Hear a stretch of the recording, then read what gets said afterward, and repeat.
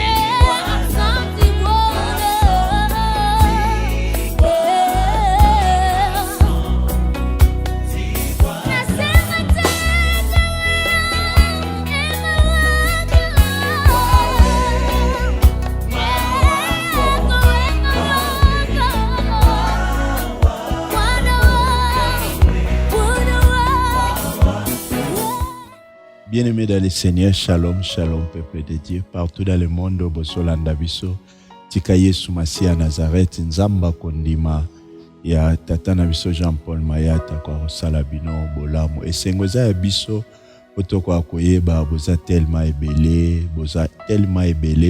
o Bozolanda biso na missionnaire Kosi Télévision, boza tellement ebele, Bozolanda biso na RK Pro Télévision. Bien-aimé dans le Seigneur, soko s'abonner na nous s'abonner. Yesu Masia Nazareth aozangate ko salabino bolamu. Bien-aimé tozo ko bana bansenement na biso o tozo ka tout moment na émission na biso ya Rehoboth chez vous, Rehoboth dans vos demeures. Et na zondi makenzambo asala ka bolamu aozangate ko salabino bolamu ya mingi.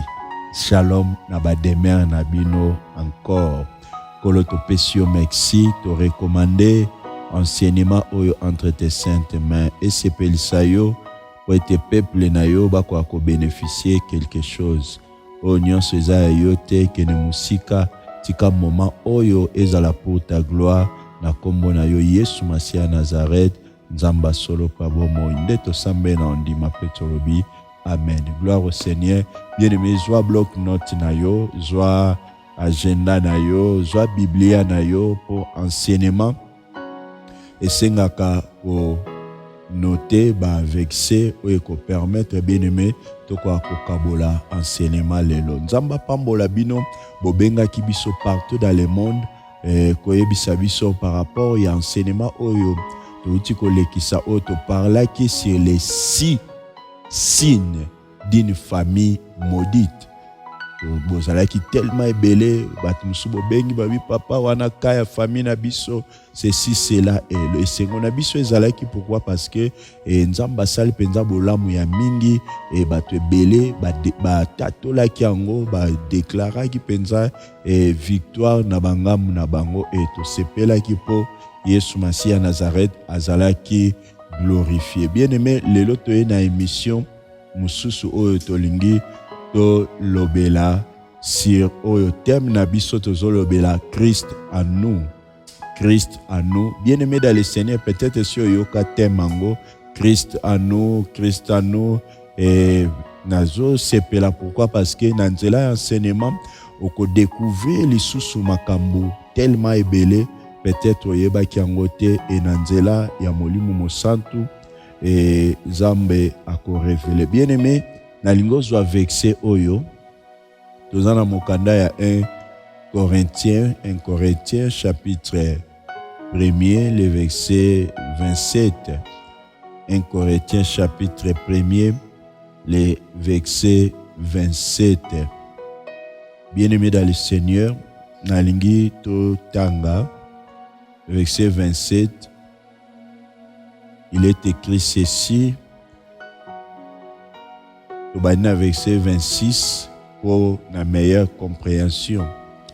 Il est écrit ceci, les mystères cachés de tout temps et dans tous les âges, mais révélés maintenant à ses saints, à qui Dieu a voulu faire connaître quelle est la glorieuse richesse de ces mystères parmi les païens, savoir Christ en vous, l'espérance de la gloire. Christ en vous, l'espérance de la gloire. Alléluia. Bien-aimés dans le Seigneur, papa, maman, frères et sœurs, partout dans le monde, Obozolanda biso, un grand merci na bandeko bakomaka, bazokoma déjà pour permettre bandeko oba oya sima bako akotuna te et thème nini tozo parler Christ en nous. Yesu Masiya Nazareth oyo azanzamba solo pe abomoy tozo ba Christ en nous. Christ elingelo banini, Christ azanani. Peut-être au mesana koloba Yesu Masiya Nazareth, Jésus-Christ, oyebika ke eza Nzambe. Oui, Christ, bien-aimé dans le Seigneur, eza mot ou eza latin, outi na latin. Eza mot ou outi na latin, ou lingelo ba Christu. Eza mot ou outi na latin. Et bon, na hébreu, elingeta lisabiso Messie ou ouin. Motoyo aza mobikisi, tope oyo aza moponami, aza ouin de l'Éternel. Or, ezana Yesu Masiya Nazareth, ou aza nzamba solo per bomoy, oyo andima, koya kozala libérateur, pona biso, oyo tozalaki basumuki. Donc, Christ, à d'autres termes, eza libérateur. Libérateur, et tozwa libérateur, moko aya, na sena moi pona ko libérer biso, eza Christ. Et tozondi makenzambo yo asala kabolamu yewana asala yo pe bolamu. Mais tozolo ba Christ en nous et tomoni na verset 27 o bazolo ba Christ en nous et c'est l'espérance. Espérance bien-aimé dans le Seigneur ezanini. Espérance eza action d'espérer. C'est l'action d'espérer. Donc il y a kolikia lisusu. Or, ezana ba chrétien belé vit ba situation difficile, vit ba complication, bien-aimé, ba koma déjà désespéré. Pourquoi? Bien-aimé, tozana sena moyi. Ezana makamu sous ko komela yo na sena moyi, soko ko digérer en wote bien-aimé dans le Seigneur. Oko se retrouver au commis déjà désespéré. Ils ont battu musu ba koma désespéré.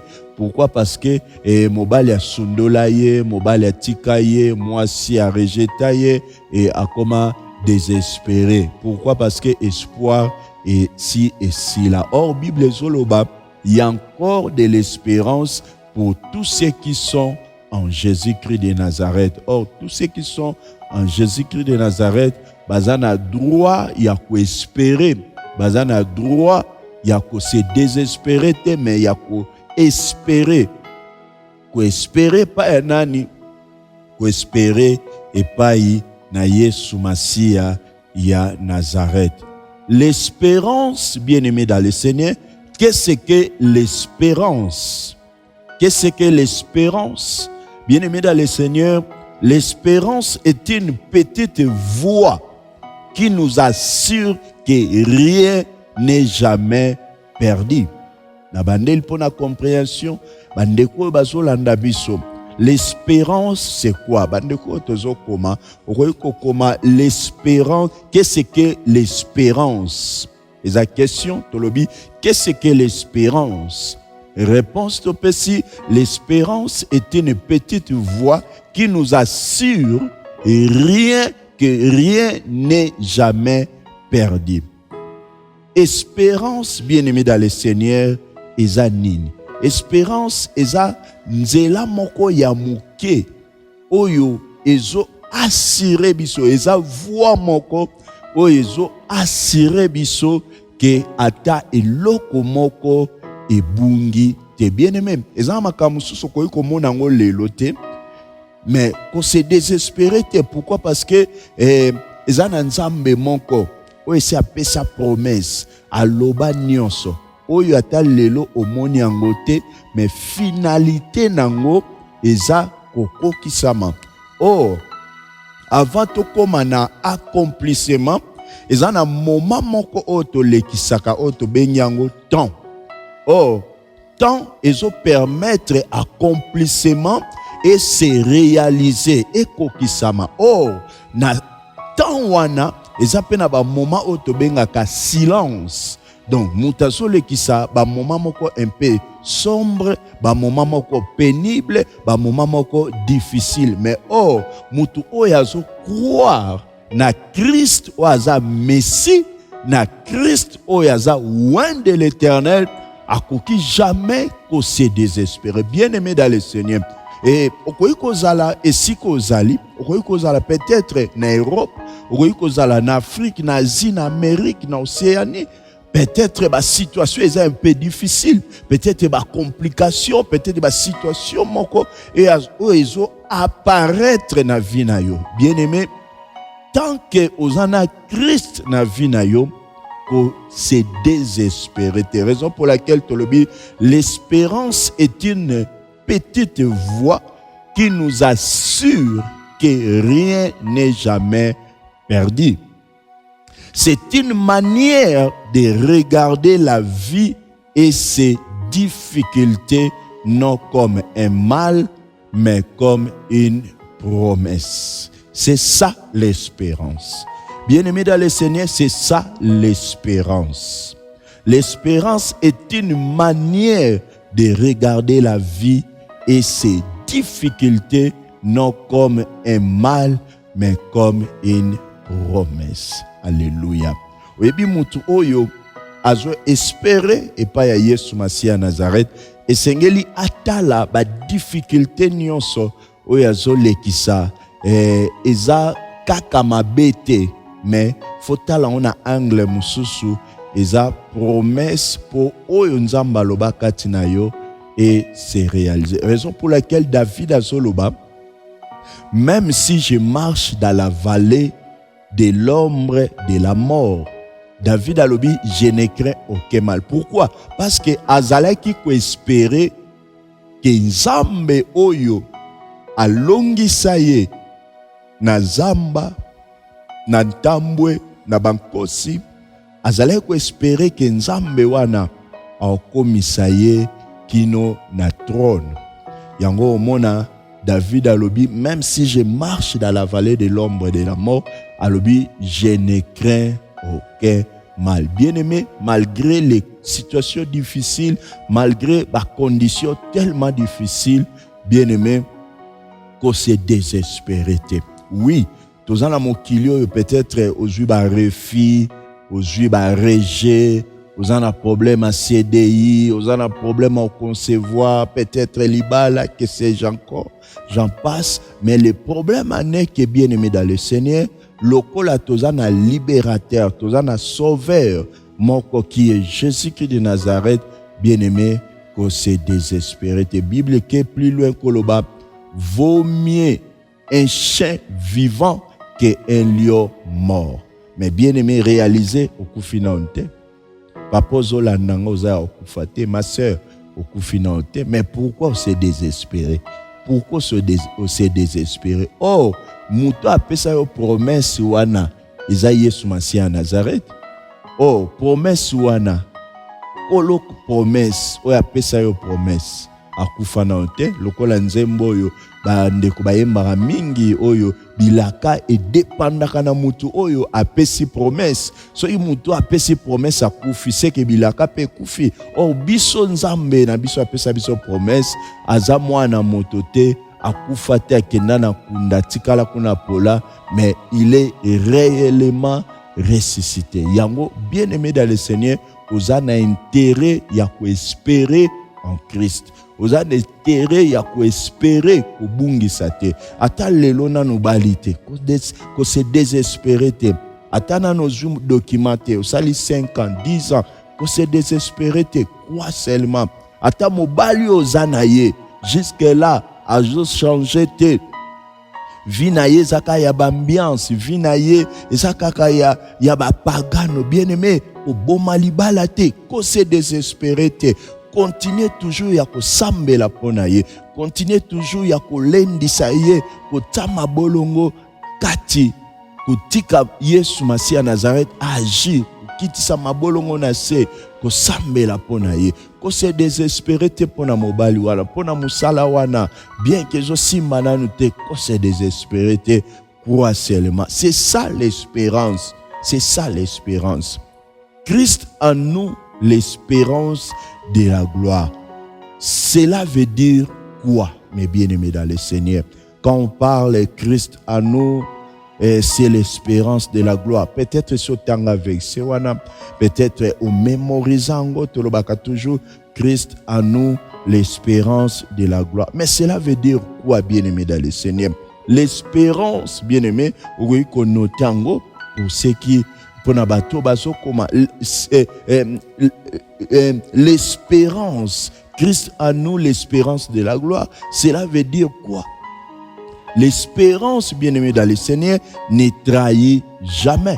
L'espérance ne trahit jamais. Espérance et qui jamais qu'on trahir. Moutois espérer en Christ, bien-aimé dans le Seigneur, et à quoi qu'on jamais trahir. Raison pour laquelle l'espérance ne trahit jamais.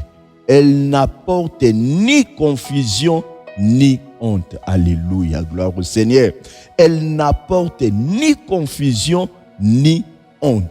Muto azo espérer pas une nzambe ayo kisamaka sonité. Alléluia, gloire au Seigneur.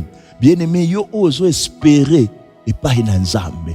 Vous n'allez jamais déçu, vous n'allez jamais désespéré. Pourquoi? Parce que ils ont un nzambe moko. Oya pesa yo bilaka. Namoni Joseph Zamba pesi message à lotindoto. Ka ala mokonzi. Bien-aimé. Atako batu bateka kiye. Ata ba propre frère na ye bateka kiye. Mais bateka ki promesse nzambe te. Alléluia, gloire au Seigneur. Est-ce que tu peux dire gloire au Seigneur? Bateki Joseph, mais bateki promesse na yete. Joseph bateki promesse te. Bien aimé, bakoyi ko rejeter na famille, bakoyi ko teka yo même na bandeko na yo, mais bakoyi ko teka Yesu Masia Nazareth te oyo apesa yo promesse. Oh, muta apesa yo promesse, c'est Jésus-Christ de Nazareth. Nzamba solo pe ya bomo. Raison pour laquelle tolobi elle n'apporte ni confusion. Oyebi muta azo talela nzambe azo espérer et akutana na confusion te. Et confusion et nzamba taka confusion te na muta azo espérer et pas inaye. Yango na oyebisa bien-aimé dans le Seigneur, yo oyo ozo espérer que nzambe azana makoki ya osalela yo bolamu. Nzambe azana makoki ya opesa yo biyano. Crois seulement et tu verras la gloire de notre Seigneur et Sauveur Jésus-Christ de Nazareth. Pour laquelle elle n'apporte ni confusion ni honte. Yaliboso, elle n'apporte ni confusion. Yamibale, ni honte. Tous les enfants de Dieu l'expérimentent dans leur vie par la foi. Bien-aimé, une chose qui est vraie, il faut avoir la foi. En tant qu'enfant de Dieu, il faut avoir la foi. La foi en Christ, bien sûr, la foi en Christ. Car la Bible nous dit, ayez votre regard sur Jésus-Christ de Nazareth, qui est le chef et le consommateur de notre foi. Raison pour laquelle tous les enfants de Dieu l'expérimentent dans leur vie par la foi. En effet, quand on espère une chose, c'est qu'on croit déjà. Quand on espère une chose, c'est qu'on croit déjà qu'elle va se produire et nous sommes dans l'attente. C'est ça. Nous sommes dans l'attente. On ne peut rien espérer sans avoir cru en avance en cela. On ne peut rien espérer sans avoir cru d'avance en cela. C'est pourquoi, bien-aimés dans le Seigneur, nous, chrétiens, nous, en tant que chrétiens, nous avons mis notre foi en notre Seigneur et Sauveur Jésus-Christ de Nazareth. Et notre espérance à lui est grande. Notre espérance en Jésus-Christ de Nazareth est tellement grande. Bien-aimés, méditons un peu sur la vie de Job, mes bien-aimés dans le Seigneur. On peut méditer un peu dans la vie de Job. C'était un homme intègre, Job était un homme intègre qui marchait sans faute devant le Seigneur et faisait son honneur aux yeux de son peuple. À cause de cela, Satan l'a fait passer aux cibles avec des épreuves imaginables. En un clin d'œil, il a tout perdu et il a été lui-même réduit en rien. La seule chose qui pouvait lui permettre de tenir ferme jusqu'à la restauration de tout, c'est même au-delà de ce qu'il avait perdu, était l'espérance. Oh, alléluia. L'espérance ne trahit jamais. L'espérance n'apporte ni confusion, ni honte. La seule chose qui pouvait lui permettre, Job, la seule chose qui pouvait lui permettre de tenir ferme jusqu'à la restauration de tout, même au-delà de ce qu'il avait perdu, était l'espérance. Oh, mes bien-aimés, il faut avoir l'espérance. Il faut croire en Jésus-Christ de Nazareth. En effet, il s'écria, je sais que mon rédempteur est vivant et il se lèvera le dernier sur la terre. Je sais que mon rédempteur est vivant et il se lèvera le dernier sur la terre. Job chapitre 19, le verset 25. Bien-aimé dans le Seigneur, Job a commis un point koloba. Je sais que mon rédempteur est vivant et il se lèvera le dernier. Bien-aimé dans le Seigneur, ceux qui osent espérer Katina Yesu Masia Nazareth, rédempteur nayo, azanabo moi à côté lema. Même si ça ne marche pas, rédempteur nayo, azanabo moi à côté lema. Bien-aimé, crois à notre Seigneur Jésus-Christ de Nazareth, ou qu'on n'allait jamais déçu et dit melaye. Pourquoi? Parce que yende azan nyonso. Raison pour laquelle tolobi Christ en nous, c'est l'espérance de la gloire. Bien-aimés dans le Seigneur, papa, maman, frères et sœurs, partout dans le monde de Sika, Tozali, et Zambo asala kabolamu, azanga kate ko salabolamu. Tant Tozolobela, Christ en nous, bien-aimés dans le Seigneur, nalingi koma yango tokozwa yango prochainement et les 12 clés sur ton identité en Christ. Total, ça les 12 clés sur ton identité en Christ. Là, ça 12 clés, total, ça identité nayo envers Christ qui est notre Seigneur et Sauveur Jésus-Christ de Nazareth.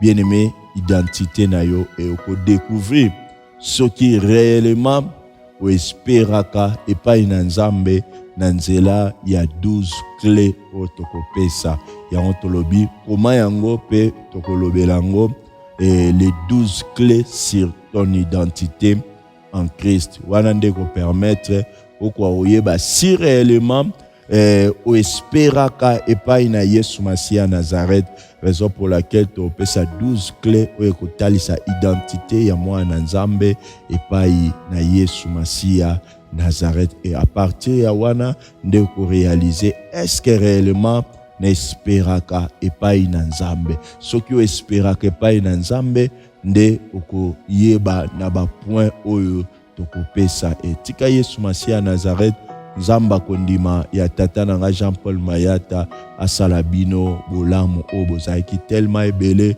bino bato bozaki ko partager bozalaki ko commenter tika nzambo asala ka bolamu asala bolamu. N'oubliez pas de s'abonner massivement et nzamba ozanga te ko sala bolamu po boko akozanga ba enseignement na bisote à tout moment tant to pesa ka enseignement kozanga te. Bien-aimé dans le Seigneur, na enseignement na biso oyo tokolobela les 12 clés sur ton identité en Christ. Sokolingo yeba identité na yo réellement ce qui espère qu'en Christ, bien-aimé, totalisa 12 clés pour na identité en Christ. Bien-aimé, soyez bénis partout au bozalaki ezalaki moi nabino leki nabino na combat évangéliste Jean-Robert Fumu, le commandant de bord. Tikanzamba lola asala bino bolamu o bozalaki branché, bozala béni et ce qui Yesu Masia Nazareth azongite tokutani à la prochaine on a opesa 12 clés pour ezotalisa identité na biso et pai na Yesu Masia Nazareth. Pona ngai na bino tokomi na suka na sambeli pe na lobi Nzambo abombaka abomba bino abatela bino kimia na bademer na bino kimia na mabota na bino ngai na bino soki Yesu Masia Nazareth azongite tokutani à la prochaine numéro. Soyez bénis. Ciao ciao. Nzambe nasali mokili nini Nzambe na ngai na kimi kichasa makambu na yabe awa na poto makambu. Nzambe nazongi suna mboko yo biloko ekei bakoli ekei ngai bakoli na ngai siko na zonga kichasa eloko nini Nzambe.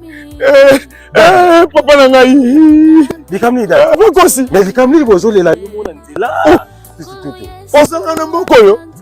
mais benga na sanga na mboko ya nga fina nga makambu na makambu nini lisusu dadi na yaki poto na kimi bapasi Kinshasa bana poto basunginga bakabelinga babiloko ndenge na ndenge ba congélateur ba télévision oyo basokolaka bilamba wana bakabelinga yi bameminga na agence moko balobi oche lelo ekomi lelo yaya na tiki biloko na benga na Kinshasa ekomi tokoma place balakisaki biso kuna agence yango ezalaka agence te lupango ya bato na ya pe kozongela bango awa na kuti baza te soko yesika il faut se renseigner malamu po ba escoquer ote au moins na France mobimba Europe oyo surtout na Île-de-France agence ezakaka moko Nzambe biloko ekei deja solo kaka wana eza ba agence te agence eza moko ezali FB International. FB International. Donc FB International cela veut dire Fiston Basende. FB International Fiston Basende. Soko tie biloko na FB International. Yebaka yango soko tie biloko na yo lala pongisa na mutema kokita pourquoi parce que okozwa biloko no ya kokoka biloko nyonso basoka eloko moko te ya mutu soko tie dadi mais koke yo FB International yango awa siko biloko esekei atolakisi nga FB international yango nango suka wapi nzambe na ngai pourquoi makambo ezolanda biloko esekei tala erne komona FB international nzambe na ngai mutuka na cheki ekei ngai komi tokisama te mbala nsima bakoesikoke su te omoni FB international yango ramassage yango moko okena kati tomona biloko ekei deja na ekomona FB international na beta omoni FB international yango pour rien FB international eza agence oyo ya si batindaka mpe bato basala nini bazwaka FB international eza kaka na Congo Kinshasa kaka te sikoyo ebakisi mpe bavoyage ya Angola lelo mpe bato bazotia meme espèce awa na France bato bazwi na Angola ebongo mpona biso to mpe baye nyonso baza mpe na mbongo alingi atinda FB international aza agence oyo aza na solution ya bamabota mpe ya mabi ya bato na FB international transfert ya mbongo mpe salamaka soki otie na 12h30 12h31 moto azwi adresse eza se moko na Congo mpo moto azwa mbongo même na Angola soki opesi mbongo awa na France ndeko na azwi aparti ya Angola apesi kaka numero na ye numero moto akozwa babengi ye azwi mbongo sans problème mosala nzambe évangéliste kosi na nina tuna yo boye ezala moto aza na mutuka ezala moto oyo asombi eloko nyonso oyo aza nango posa danilité ya kanda na kati ya FB international ezala mituka totindaka ezala bameuble biloko ya ndako totindaka ozomona awa bangungulu bakoni ya ndenge na ndenge etindamaka bacuisine électrique totindaka bajouer ya bana ekendaka moni bato mosusu batiaka biloko na bango oyo nyonso balingi ekendaka bapake ya mai ekendaka bato mosusu mona azokende Congo aboyi na ye kosala bamai asali provision na ye soki atie deja va totindaka mpe ekendaka mituka bameuble bacongélateur babafle bainstrument nyonso ekendaka yango namoni biloko ya ndenge na ndenge awa po FB international nandimi nasali erreur kobanda lelo